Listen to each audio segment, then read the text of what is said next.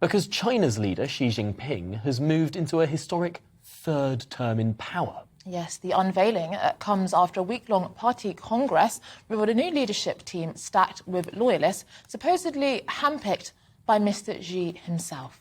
And no other party leader, besides the Communist Party founder Mao Zedong, has ever served a third term.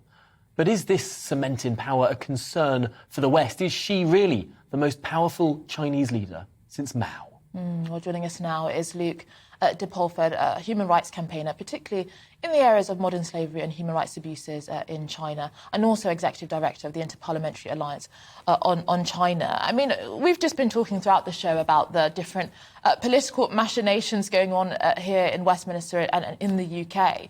I mean, does this actually, this instability, political instability in the UK kind of contrast to the way in which power is being consolidated in China? I mean, is that something that we should worry about, that our instability will focus our attention away from actually the way that power is changing in other countries?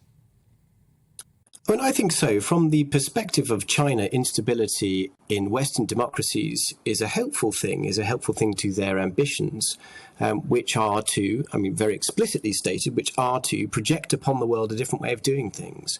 Liberal democracy, the rules-based system, the human rights system, as we have long advocated it, is seen as something which is up for grabs. And if it doesn't feel that settled, if it doesn't feel that the nations which were always the ambassadors for it, like the UK, are in a settled place, then it strengthens the PRC's argument, which is, you guys think you're great with your system over here, but look at you.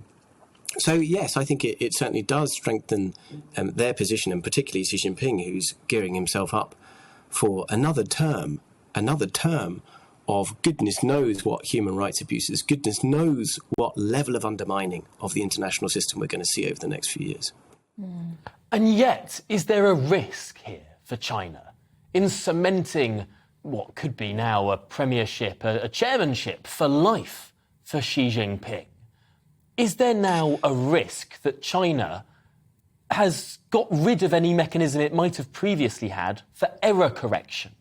If it picks a bad course, and it seems that China, for example, still has this peculiar zero COVID policy and keeps locking down various cities, is it now a risk for China that without the mechanisms of removing a leader who may make bad choices, it now will commit to perhaps erroneous paths and it will be harder to change to better ones? Well, it's an excellent question, and interestingly, it's very hard to answer it because the whole system is so opaque.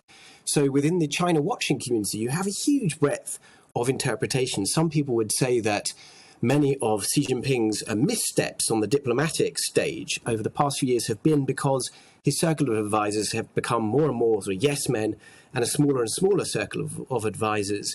And that might, at least superficially, be seen to bear itself out from the selection of the people who are now in the Central Standing Committee of the Politburo. He has promoted people who are abject failures. He's made the Premier Li Qiang, who messed up lockdowns very badly in Shanghai and had people starving and chucking themselves out of flats. You know, this is the guy that he's promoted. And he's promoted him because of his loyalism. So I think, yes, I think that the prospect of missteps, both in terms of domestic and foreign policy for Xi Jinping is very real.